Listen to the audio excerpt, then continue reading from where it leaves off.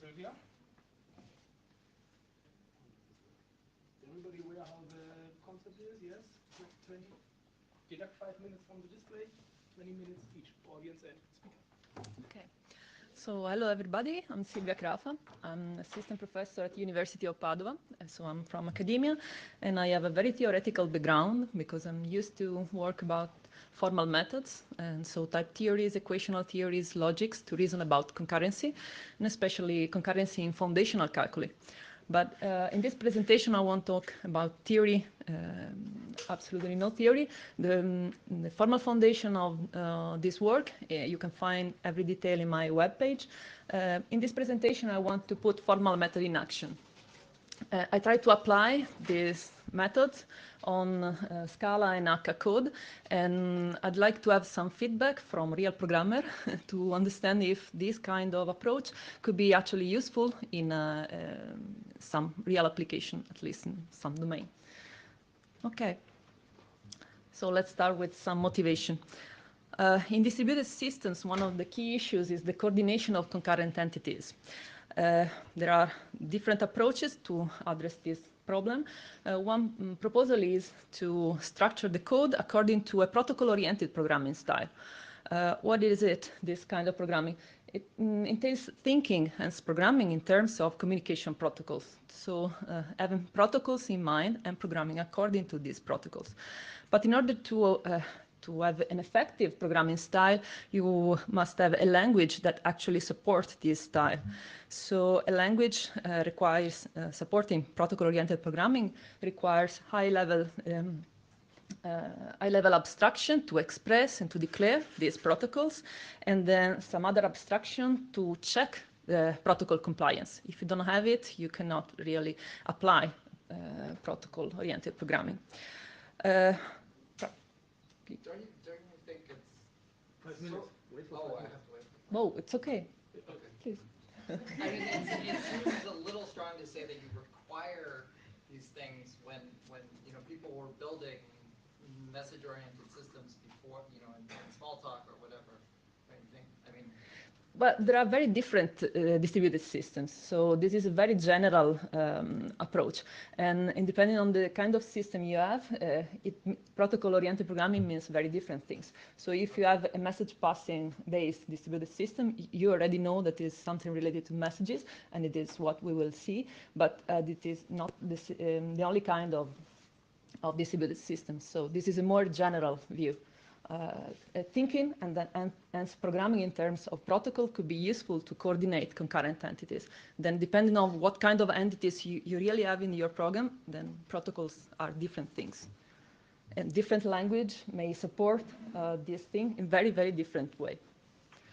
Indeed, what are suitable abstraction for protocol-oriented programming? There is absolutely no single solution. There could be a set of solutions, and even in general, finding suitable abstraction is very different. It's a very difficult issue because a suitable abstraction must be something easy to think about, easy to reason in terms of this abstraction, but at the same time, an abstraction is good if it is expressive and it can be implemented in a way that takes into account performance and scalability.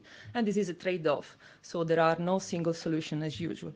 And above all, when you add an abstraction to your language, this abstraction must also productively interoperate with other abstractions that are already contained in your language. So really, there must be many different solutions depending on what you're working on.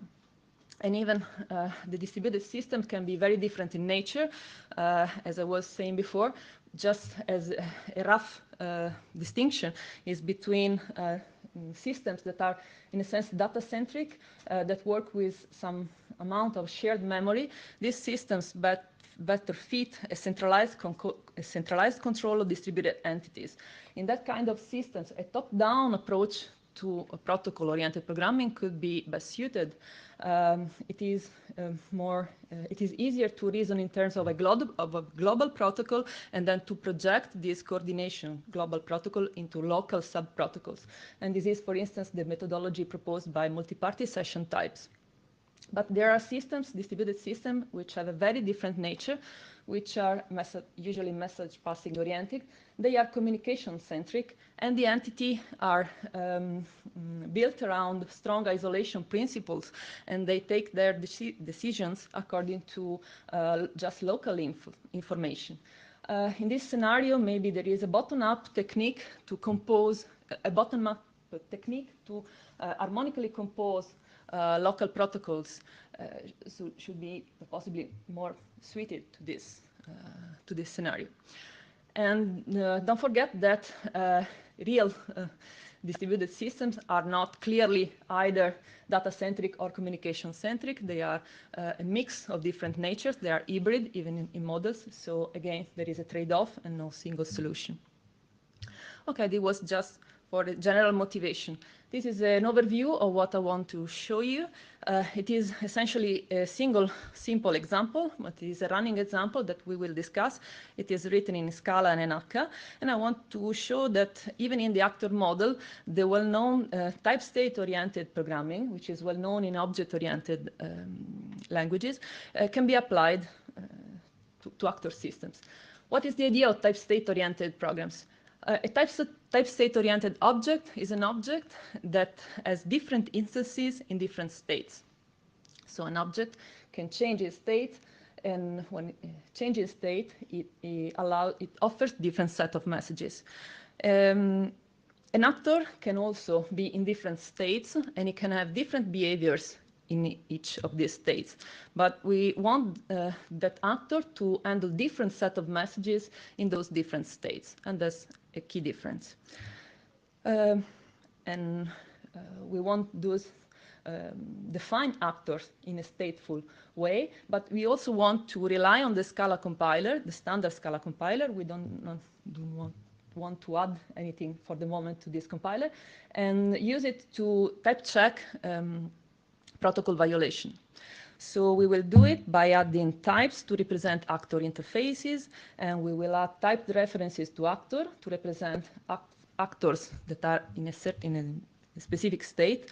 And to keep track of the dynamic state change of the actor, we will rely on continuation passing programming style, but not just on explicit programming, explicit continuation passing programming, which is the solution adopted, for instance, by the Akka-typed experimental model. We want to do it in a more implicit way. So I will propose you a monad, which greatly simplifies the definition of the user code with a continuation passing style.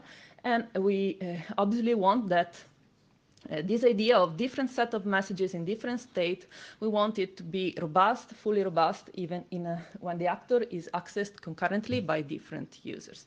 And we will do it using a mixing composition with the semantics that I call the chemical semantics, because it is inspired by the chemical abstract machines that have been proposed in foundational calculi.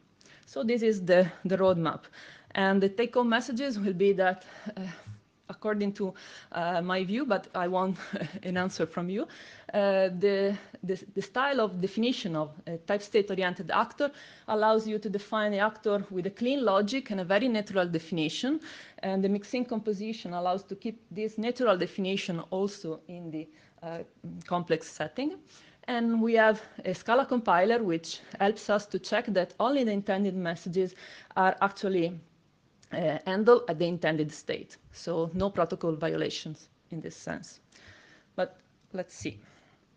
The running example is very, very simple. I consider a one-place buffer, which is an object with a very simple protocol, but not so trivial.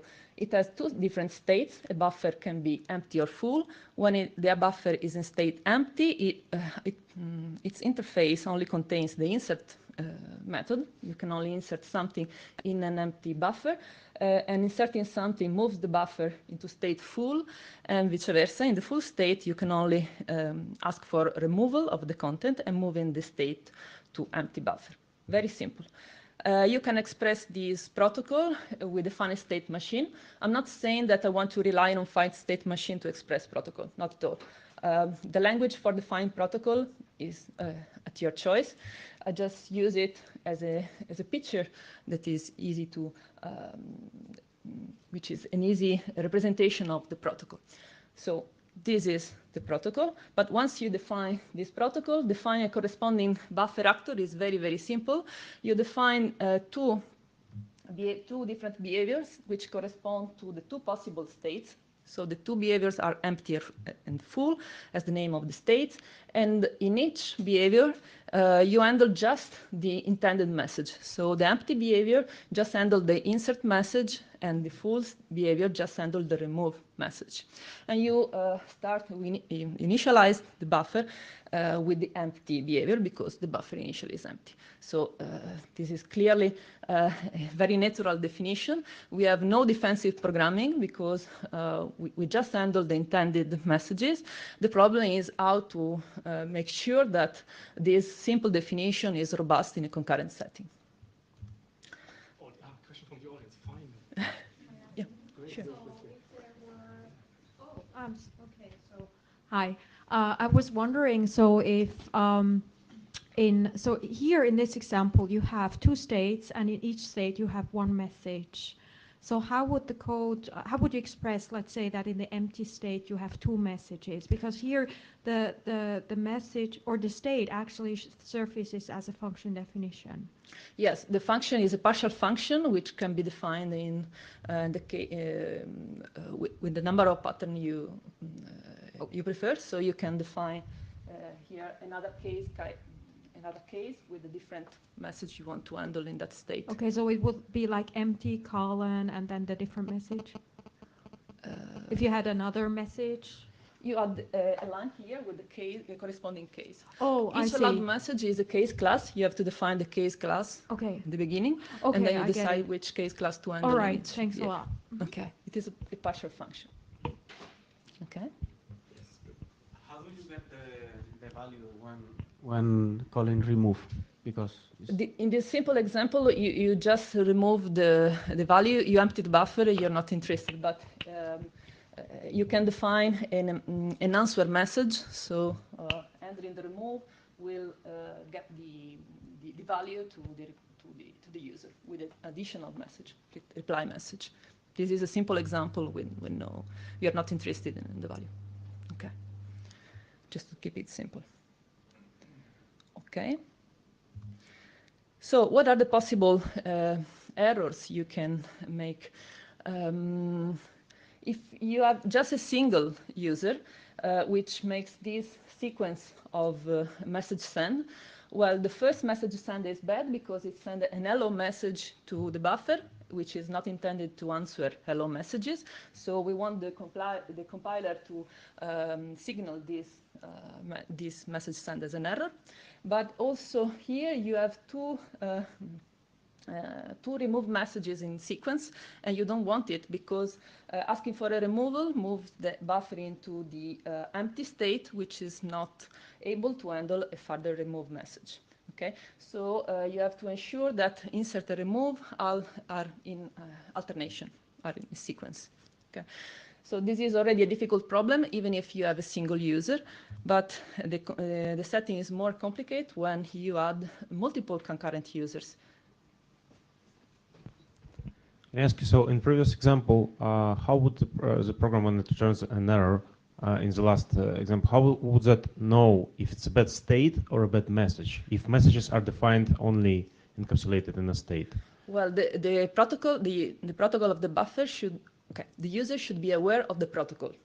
Okay, and he defines his code according to the protocol, and I want the compiler to signal that this code does not compile because it doesn't respect the assumed protocol.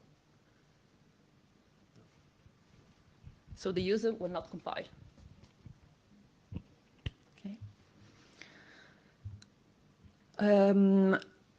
This is the general case when in this example, you have two concurrent users, a producer which just makes insert requests, and a consumer which makes just remove requests.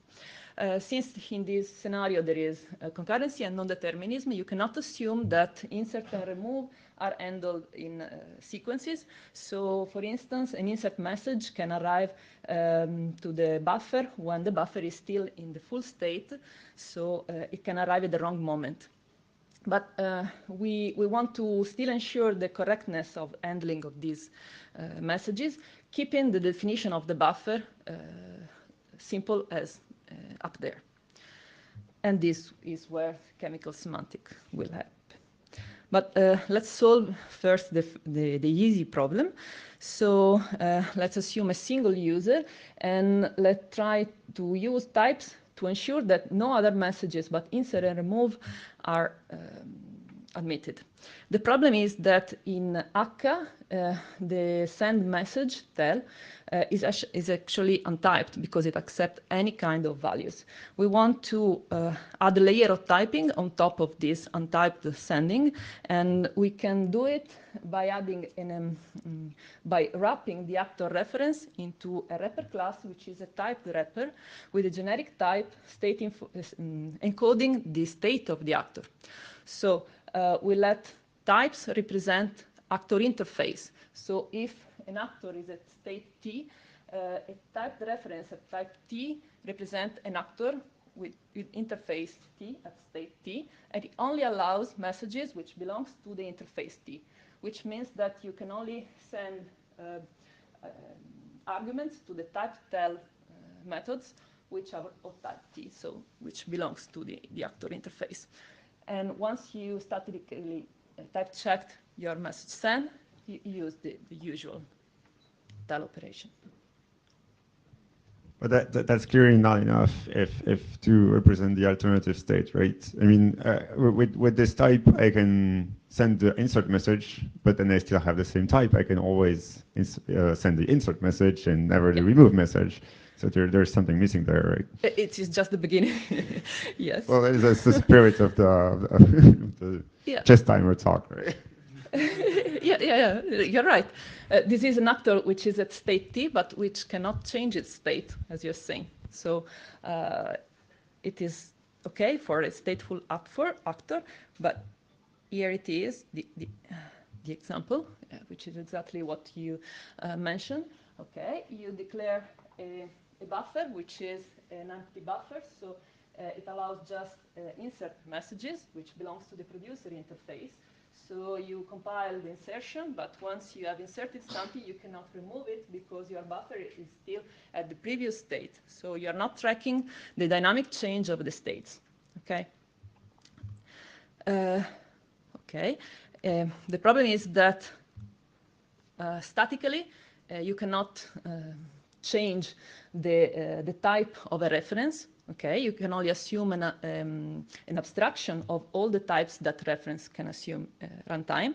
So you can resort to this continuation passing style technique, which means that instead of changing the type of the same reference, you change the reference each time. So whenever you send a message that makes the buffer change state, you change the reference according to the new type.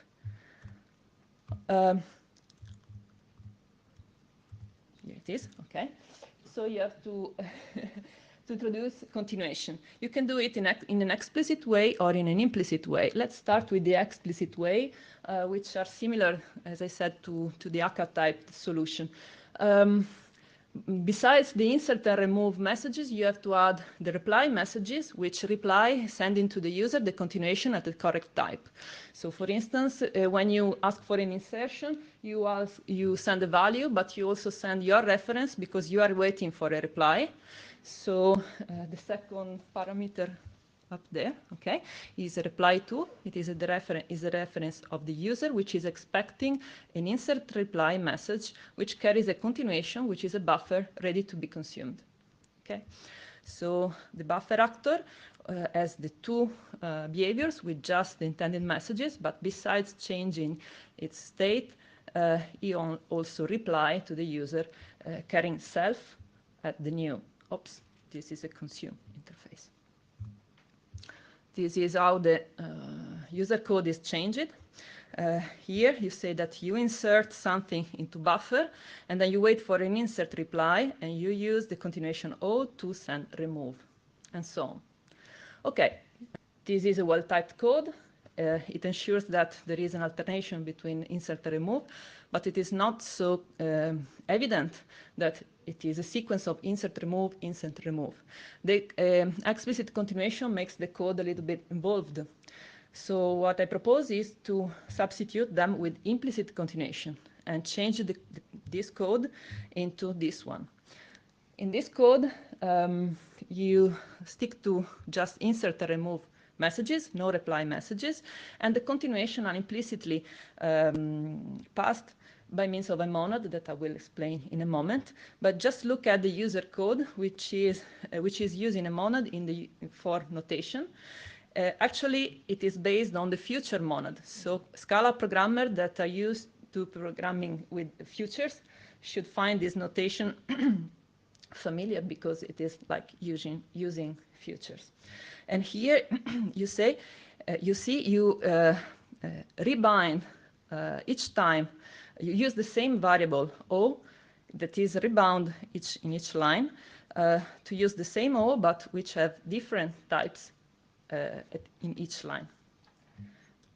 Okay. You have to ask more questions.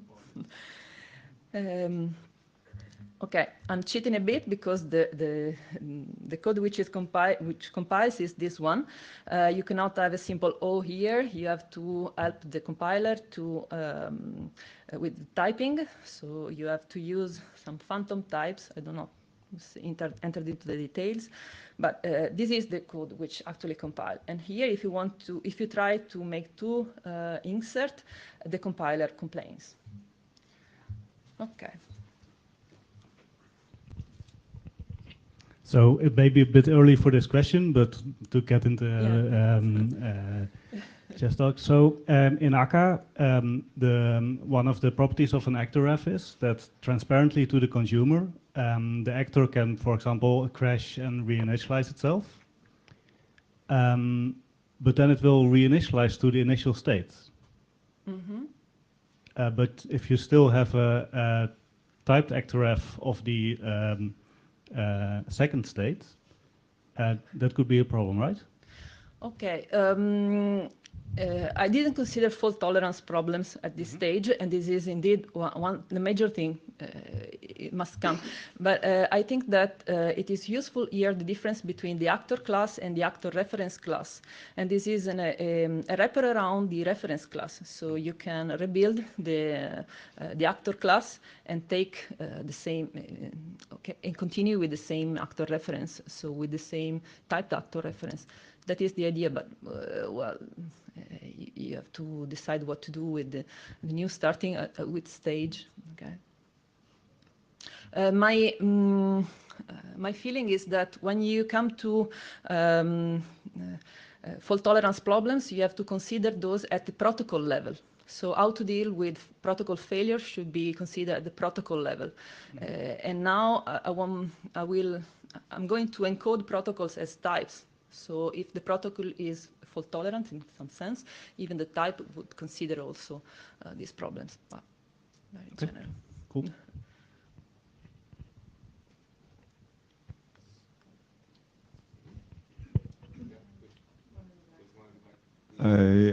I foresee a way to cheat the system here, but so I think that there's nothing that prevents me from just calling type-tel and then ignoring the continuation and just call another, make another call to type-tel with the same insert, and again ignore the continuation.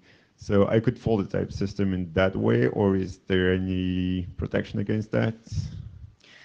Thank you for the question. Indeed, you can do a lot of bad things if you want.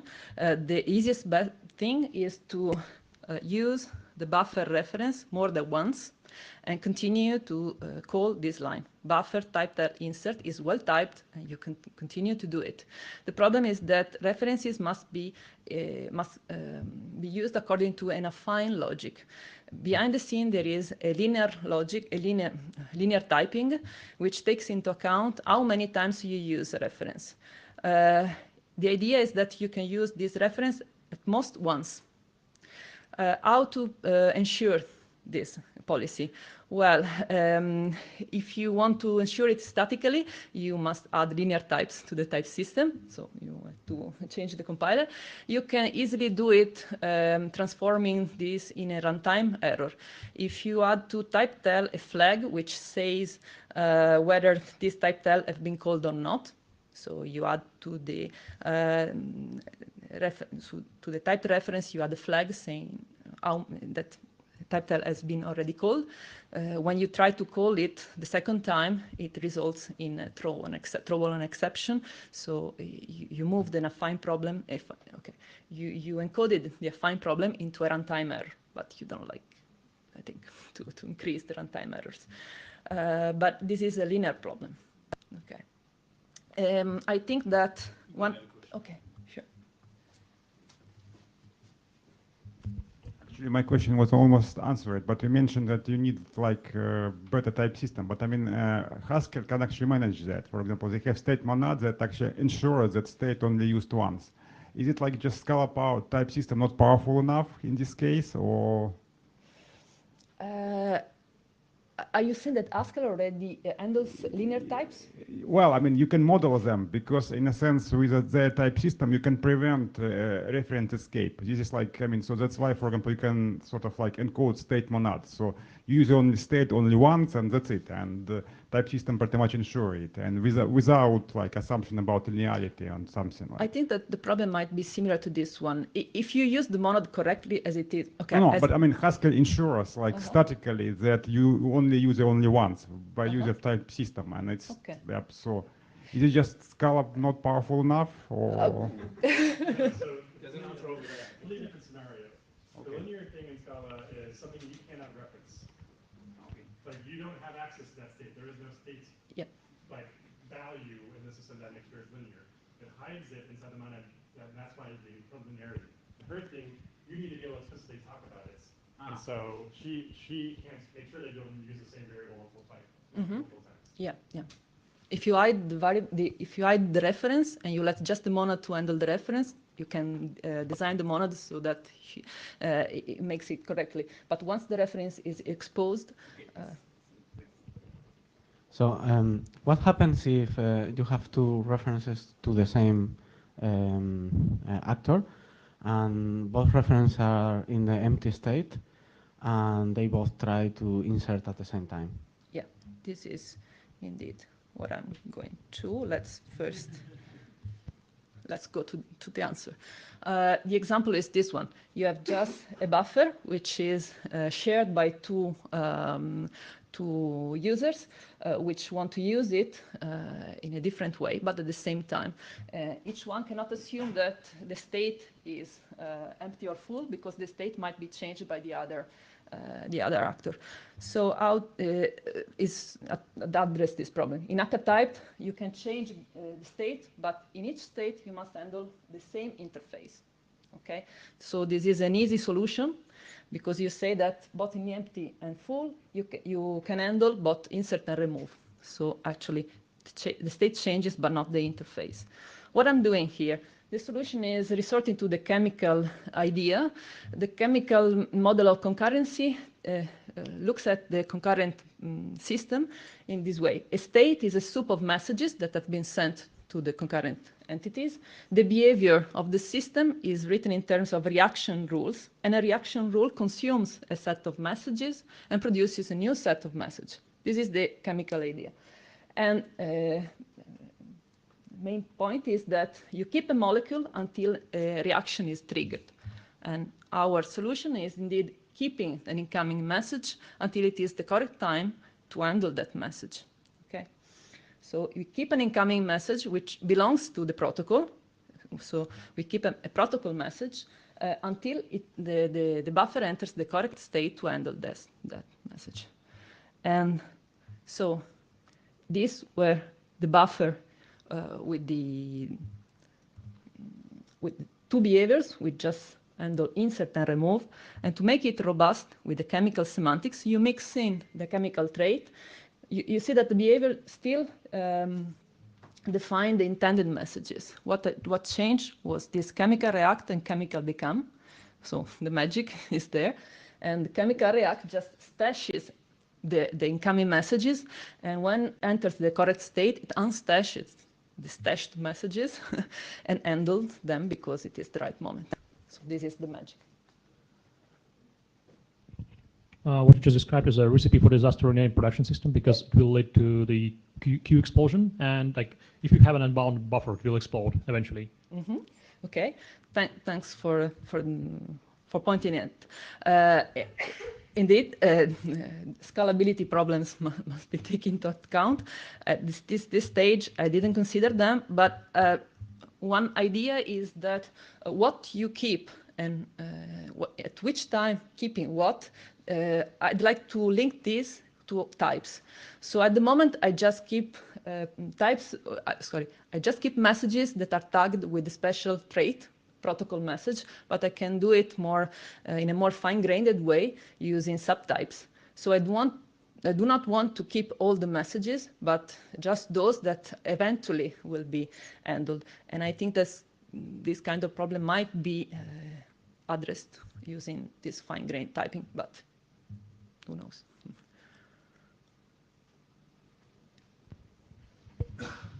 A related potential problem might be deadlocks. I mean, I might be trying, I might be trading runtime errors of the kind of message not understood for deadlocks with two actors basically trying to send the remove message, and basically they're just both waiting for something.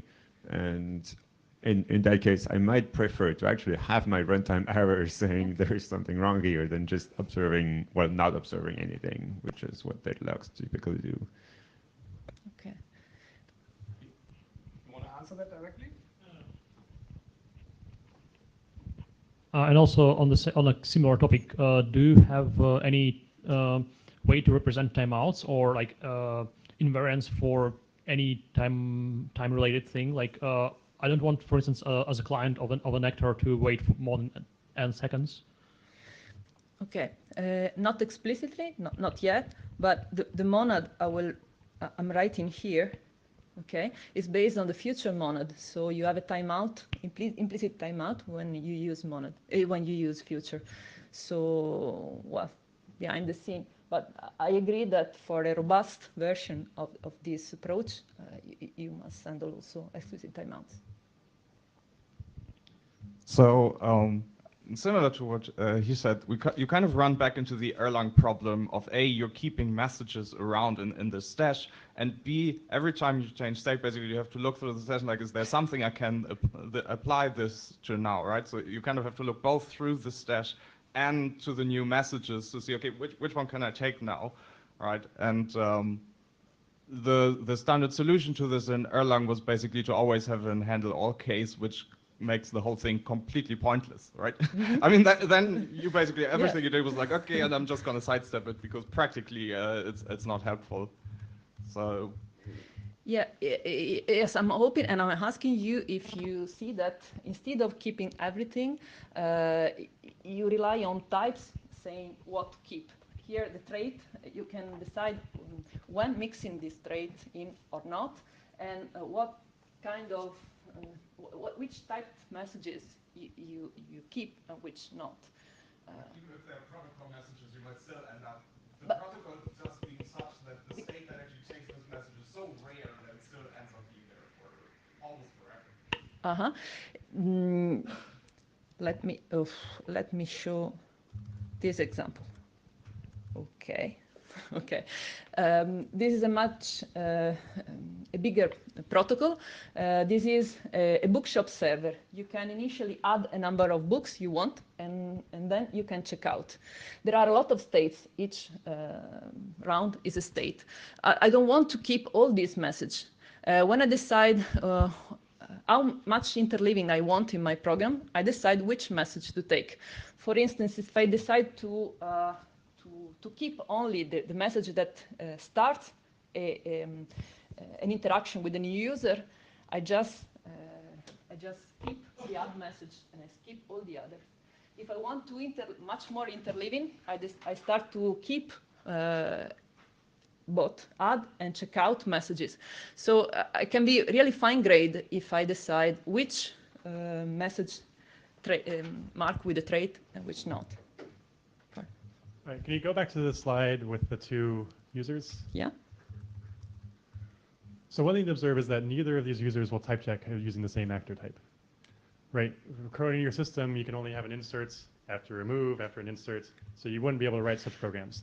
Okay. No. That said, so that's not that's a good thing. So these problems that we're considering aren't actually problems. What you need basically is okay, if I have an actor for this, I can create two actors from that. One of which is one of which goes to the producer and one of which goes to the consumer.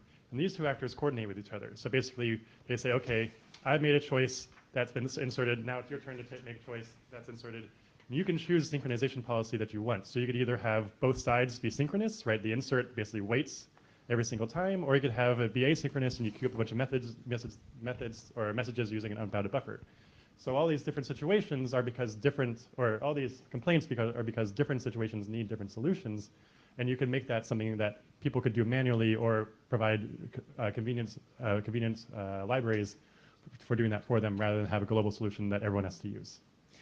I'm not sure I understood your question, but I want to point out that a buffer that will be used just by one user has a different protocol from a buffer that it can be used by a producer and a consumer.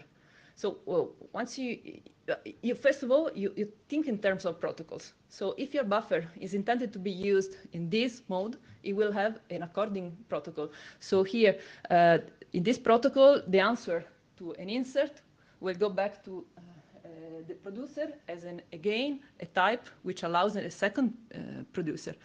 Let me show the code of these two. Okay.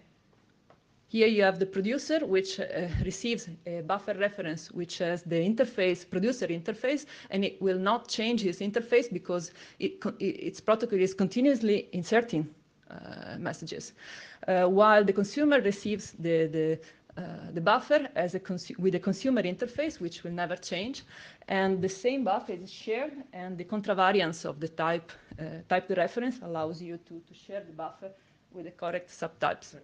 I see. Okay. But this is because you started with deciding the protocol. Okay. So back to the speaker. We need to go back to the speaker. How many minutes? 4. Let's go with the question. Is that a way of having? Okay. Is that a way to limit the rate of the request because that is waiting to the right state? So it's like back pressure. But it is, there are futures, so there is no blocking at all. Mm-hmm. So maybe I didn't understand. I think you have answered the question. Okay. I can use 1 minute of my time to explain why there are futures there. Okay. The idea is that beside having a typed reference around the actor reference, the new class protocol reference encodes. It's up there. It encodes the current state of the actor with the type T, but it also encodes the state transitions that are allowed for this actor by using a function, a typed expression, which is protocol, which carries the type of the continuation. So the type tel now returns a value, which is a continuation. It is an instance of the continuation class. And the continuation class contains an abstract type, which is the next state, the next interface. And it contains a pair of a promise and a future, which are linked. And the promise and future carries the typed reference at the next state. So whenever you call type tel, the user gets back the future. Okay, so it can continue with the future. You will not blocked, and the promise is forwarded to the actor. And when the actor enters the correct style, it will complete the promise, and it will unblock. It will complete the future and let advance also the user. So behind the scenes, there is this pair of promise and future. Okay, I have a question. Like, do you hear? Essentially, you are modeling linear types in a language that doesn't support linear types. Yeah. Yes, but if you, for example, like would use that like in a language like Rust. Rust have like perfect. It seems like it's like perfect way to implement this because they have like move semantics, so you can just have like consumer and I mean it's just like linear type system. So what do you think about using different language for implementation? Yeah, that's the kind of feedback I'd like to add. There are two ways. One is we have a behavioral typing, which is proof that it is sound, that it is developed on the joint calculus. Okay, we have wonderful type system, and we want to apply it. So either you find a language which is ready to apply that type system, otherwise you find a language where this typing discipline might be useful.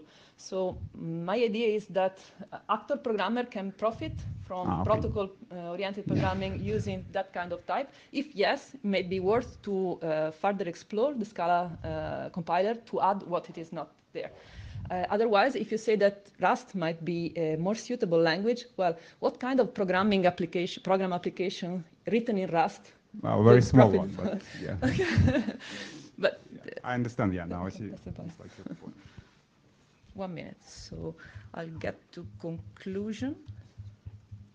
It was essentially that. Okay. It was just to resume the results. So I tried to convince you that a type state-oriented actor can be an actor that can be defined with a clean logic and electrical definition, and by means of the chemical mixin, the simple definition scales to the concurrent axis. But with those problems of scalability of stash and stash message that we mentioned. And then what about protocol compliance? The idea is to express protocol with some language you prefer, and then possibly automatically convert this protocol written in this language into a type, or any kind of type expression, okay, and let the compiler do the work. And we have seen that protocol violation can be already checked by the Scala compiler, which ensures that only intended messages are handled at the intended state. What is not supported at all, and again it is a problem of linear types, is compliance with protocol obligation. If the protocol is sent, you must send a remove message, first an insert, and then you must also send a remove, while these kind of obligations are not checked, because type safety is just absence of error, not wrong states, but ensuring that the correct state will be reached is not the work of the standard types. So this really requires linear typing. And so these were, but you already, do you think that this approach of type state-oriented discipline could be useful in distributed system? What kind of application? Maybe just a simple application. I'm not saying that this is the solution for everything, but the idea is to have a toolbox of programming style that can be used in different situations. And also, what kind of property would you like your compiler to check in this scenario?